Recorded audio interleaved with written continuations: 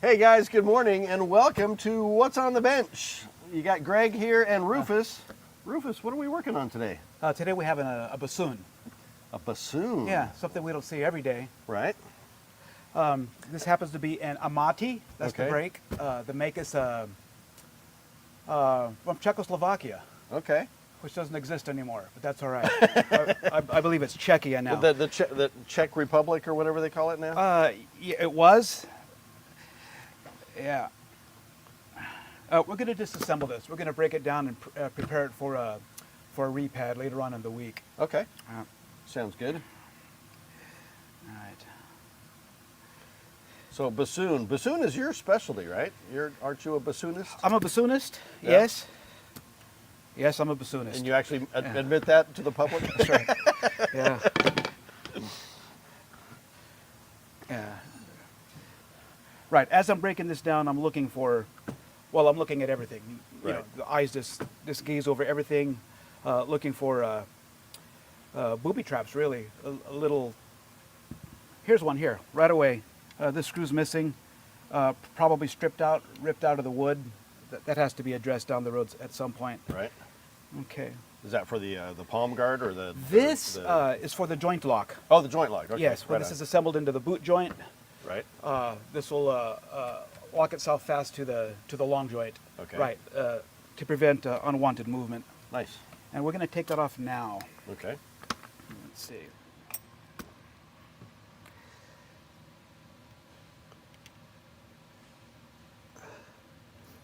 Okay.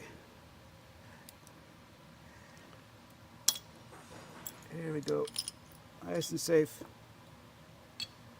Excellent. And right, this comes over here. That's it. This is there we go.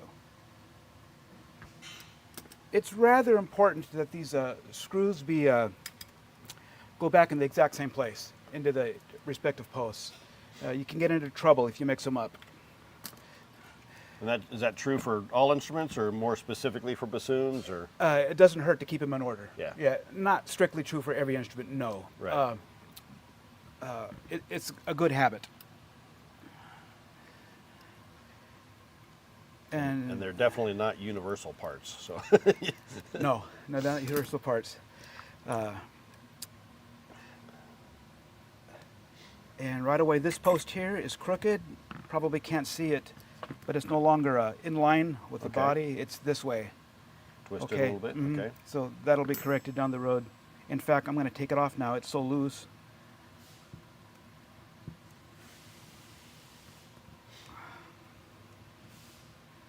There we go. Pop that in there. All right. You were saying earlier you played some bassoon? I did. Yes. And I was not good at it. No, I played my. I was as good as. I was the best bassoonist in my class. Okay. Let me put it that. You too, huh? Yeah, one semester in high school, and I had my teacher was a senior while I was a junior, and then he graduated, and then I was left without anybody to guide me on Yes. my bassoon journey. So sadly, the bassoon got left behind in favor of the instruments I knew how to play, which were clarinet and saxophone. Yes. But I did love the bassoon, and I honestly, that is a kind of a musical regret. I wish I had continued with it a bit more, because Nice. who knows, maybe I could have actually paid for college with it, Yeah. or gotten a seat in a symphony somewhere. Well, that's true. A college will scoop you up if you play bassoon. If you're an engineer major, something else, Yep. you can minor in music, and they'll have a place for you, at least on this instrument. Yeah.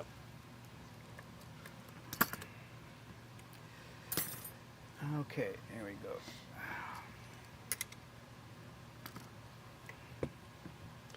Now, bassoons are typically made of, is it maple that they're usually made of? Yes, Okay.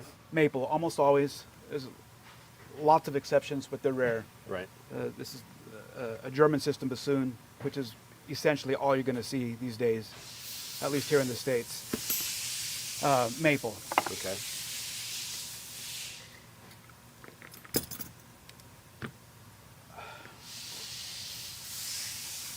European maple. It has a lot of names. Alpine maple, Yugoslavian maple. Mm-hmm.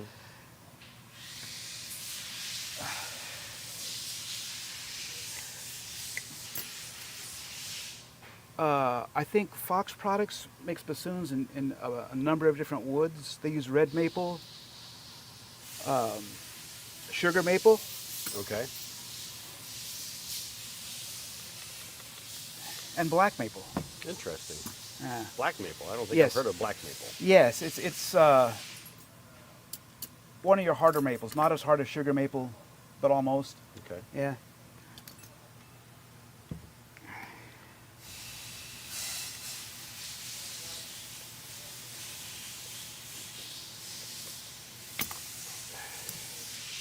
In the world of wind instruments, bassoon is one of the older, is it not?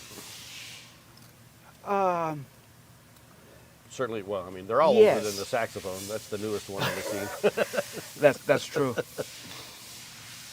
Yes, is the short answer to the question. Right. That's right.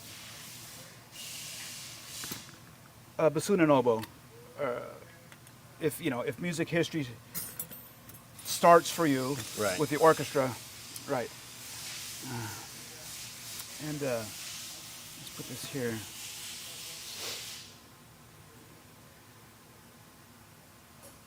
Oh, this is dirty. Look at that. Oh, yeah. We'll get rid of all that. A lot of dirt buildup in there. Right.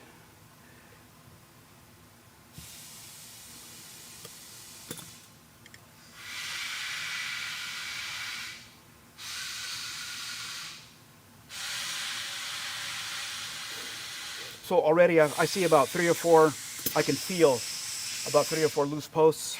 Really? Okay. I'll find more without comment.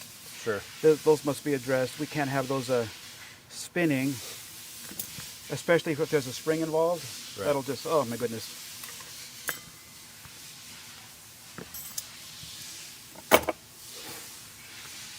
Now to tighten those, do you put something in, like a kind of like a, I don't know, the anti-lock, was like a screw anti-lock kind of deal, so that they don't move? Or is it, because obviously you don't necessarily want them to move, but then no, we don't want them to move, but we do want to get them out later if right, necessary. Exactly. So I'll use a Loctite. That's the word. I was trying Loctite. to think of. I don't use Loctite specifically.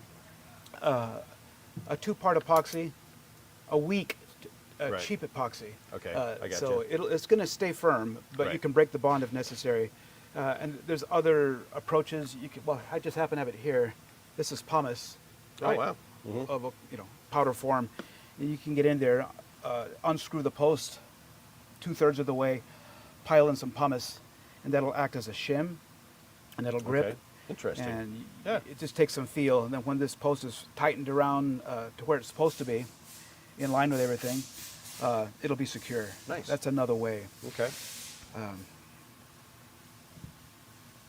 Okay. But something must be done. They can't be left loose.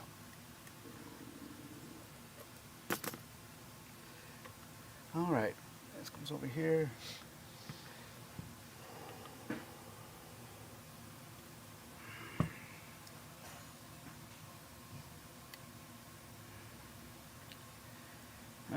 A lot of dust bunnies.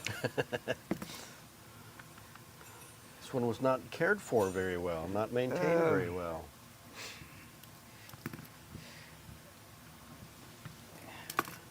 That's okay. That's why we're here. That's right. And Now, correct me if I'm wrong. You've been known to build a bassoon a time or two, right? I got into making period instruments, Yeah. so-called period instruments. Those, for those who don't know, those are, well, you can imagine Mozart bassoon did not look like this, Right. right? Sure. Much simpler, less keys. Yes. Nice.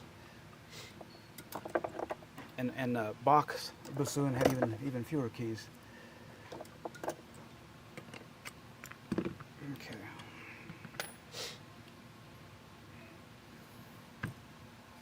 I still have a massive stack of wood, let me tell you. Yeah.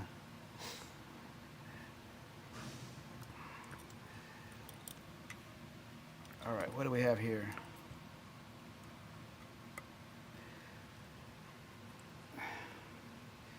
Now, I've found with oboes and bassoons, the mechanism seems to be a bit more complicated than on a saxophone or clarinet or flute.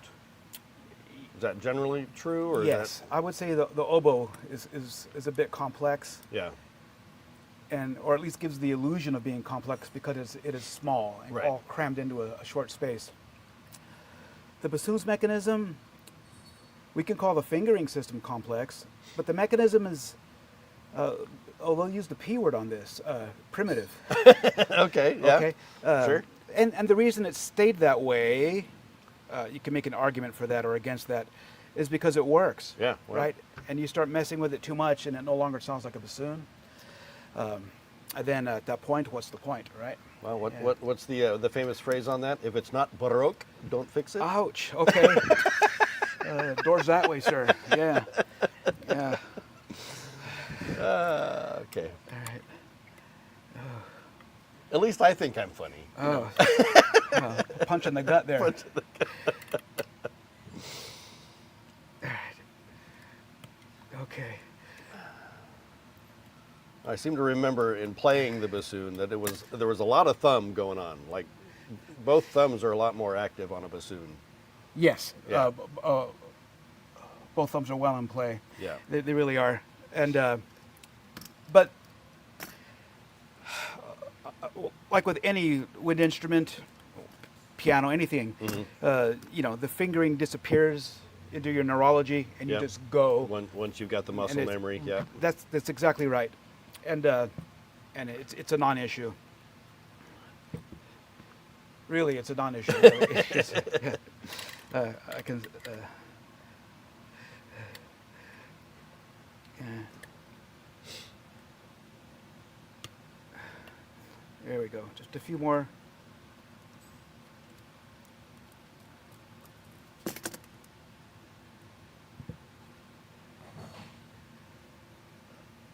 This is an interesting instrument. All right. Right. Keywork's a little non-standard. Not too bad. All right. Okay, that's with a high A. Okay. Now notice the tenon on that seems to be wrapped with something other than cork. Is that common? Yes. Sometimes there's string instead of cork. This one is blessed with both. Oh, nice. Okay. They had cork here, probably got too loose for the student, the player, and then so used looks like a mint green dental floss, which is fine. Sure. It doesn't hurt anything. To take up the slack. Here we go. Look at that. So this will be replaced. Okay. I'll decide later whether to wrap the tenon in cork again or string. Okay. Oh, this is a really... All right. Well, look at that. Yeah. All right. So What are we looking at? into the bore. Okay. Which is really dark. It's just dirty there. Oh, Greg. okay. Just dirty. Yeah. Yeah. it's- And right, for those who don't know, the bassoon, the upper joint here, the wing joint, this is lined with a synthetic sleeve, so it's just not a wooden bore. Oh, okay. Right, and the reason for that is moisture damage control, right? The condensate will just roll down, and otherwise, if it was just the wood inside, no matter how it's treated, it's going to swell, especially maple. Sure. Unlike the African blackwood for oboes and clarinets, that wood is much harder, much more stout. Yeah. That wood will sink. This wood will float. Yeah.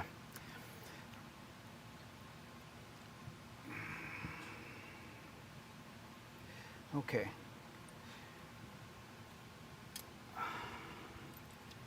Let's get rid of the crunchies. There you go.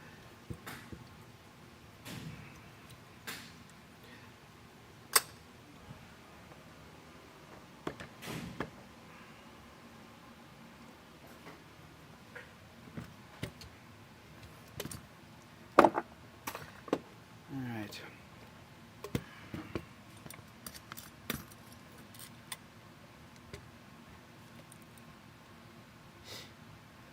The long joint.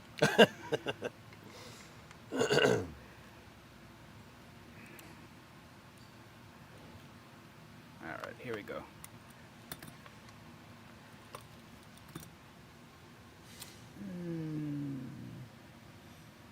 We'll stick with this one here. So I'm noticing on your bassoon board here it says the Heckle system. I'm assuming that's what you meant by the German Exactly. design? Yeah, Yep. those terms are interchangeable. Okay.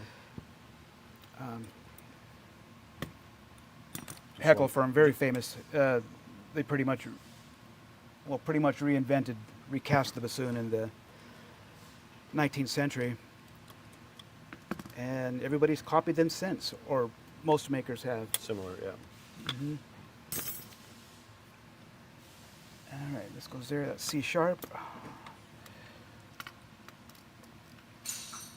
Oh, this is interesting, isn't it?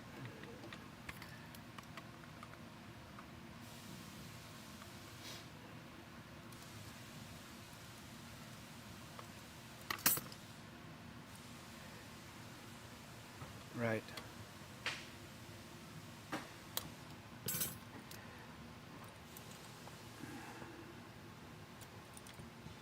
Okay, we're on this side. All right. So on the finish of the bassoon, obviously it's stained or, Yes. somehow toned in color. But then does that have a lacquer finish over the top of that? Is that like a sealed coated, like a varnish? Or is it still open pore, without Oh, that's a good question. In this case, yes, what you just said, the varnish. Right. It's dyed, stained, Mhm. usually red. I've seen some funny colors. Yep. More natural tones are getting a bit more popular, more brownish, right?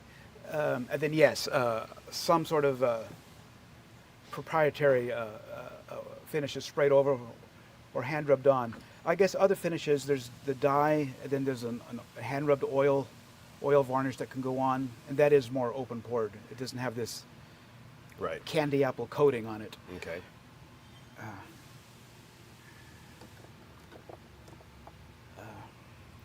That's a good question, because that can be tricky if there's wood damage and you have to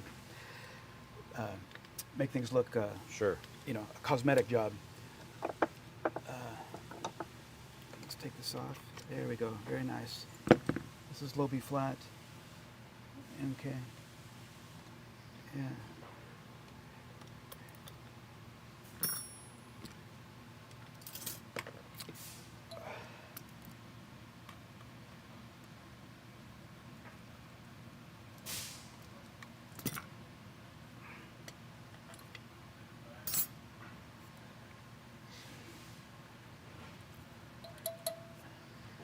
All right, here we go.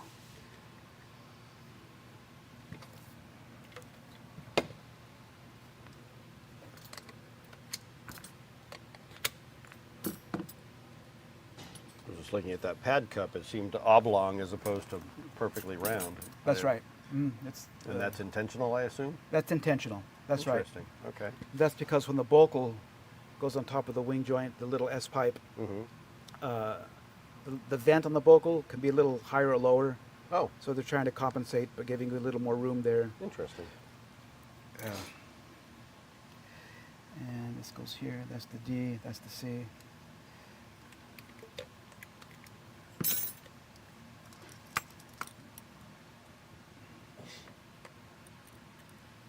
Another one, string and cork. Okay.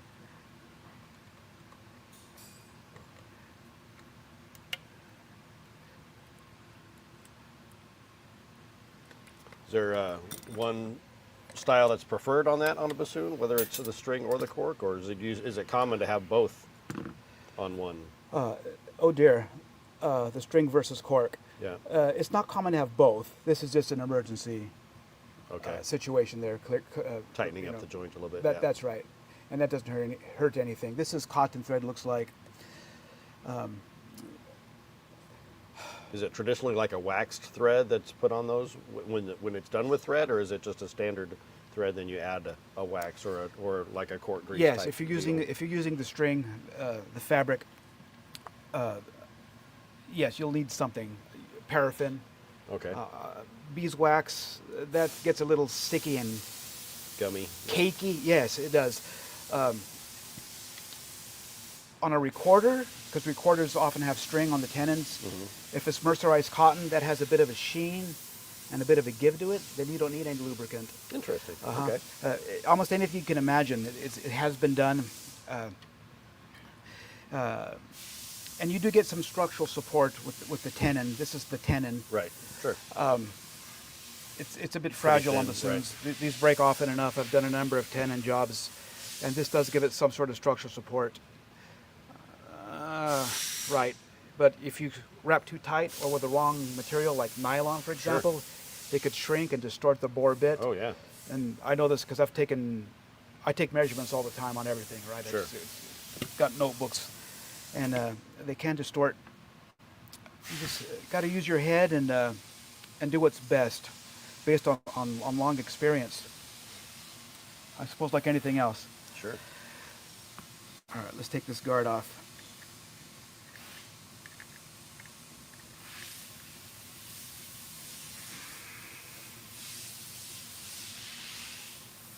That goes there.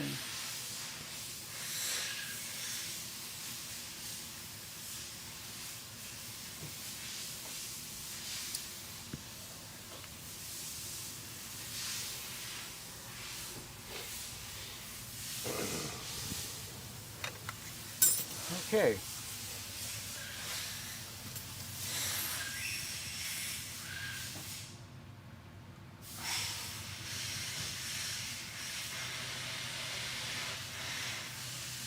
Oh, we got a stubborn one here. Oh, we go. All right, we win.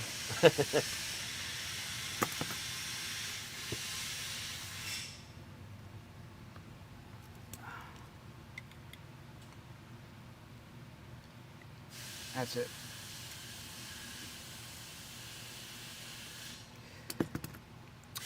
Generally, Greg, I'll put whatever is on there the customer has. Okay. If they're all cork, one of them gave up the ghost, I'll replace the tenon wrap with cork. Right. Yes. Whatever somebody wants, if they have a request. Sure. No problem. Just a few more.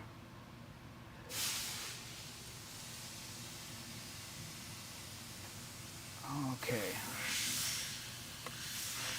And when it comes to bassoon pads, you said you'll be doing a repad on this. Obviously, we're not going to be able to have time to see the padding process, but are the pads the same type of pads you'd find on an oboe or a clarinet, or are they unique and different in and of themselves? They're more like saxophone pads, basically. They're going to be a leather Okay. covering, right? Okay. A soft felt. That's the bulk of the thickness, is the felt. And then some sort of cardboard backing. Okay. Often I disassemble the pad, if you can believe it. Take the skin off and rip out the cardboard if I need the pad to be softer. Interesting. Some of Okay. these tone holes, they're not flat. These are all flat. Right. Right. But on certain tone holes, they're curved with the Okay. body, like on the boot joint, which is not here. Then you must conform the pad like so. That's what I was looking at. I was like, there's something missing here. That's right. Yeah. It's and the boot joint. That's Okay. right. And the bell's gone too. Okay. But yes, then you must form your pad over the tone hole to do the best pad work. Interesting. It's just not going to work with a flat pad surface. The one that's a pad that's too firm. No.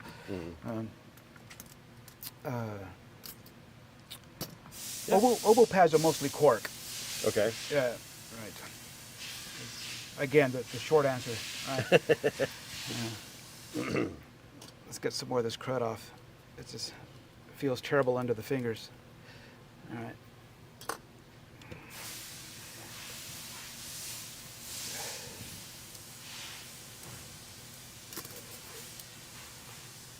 Oh, this is the right one. Here we go.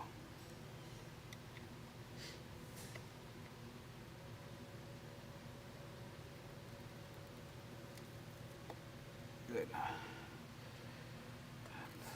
One almost stuck. Just important not to force anything. Sure. Leads to trouble. Ask me Bigger how trouble. I know. Yeah. Yeah. Yeah, broken posts, broken screws, broken rods. Yeah, It's never a good thing. That's right. It's easy to make more work for yourself. Yeah, sure. And just a scenario to head off.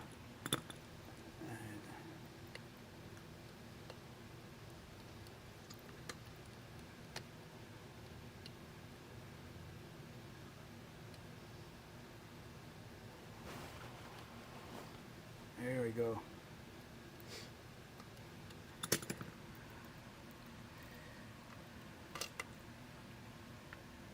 Okay, that's the low E flat. There we go. Let's get rid of some more of this.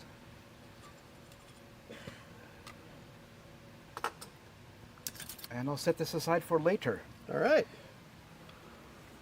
Well, looks like we got it. Yeah. Hello. Now we start pulling pads or whatever else we do next. Yeah, we'll pull pads. Okay. Well, I think we're in good shape here. That's about all the time we've got for today. So got the full thing disassembled, ready to go. Thanks again, Rufus, for showing us your skill and mastery of the bench here. Oh, you bet. All right. Thank you guys for watching. We'll be back next week doing this again for What's on the Bench with Rufus. You guys have a great week. Bye-bye.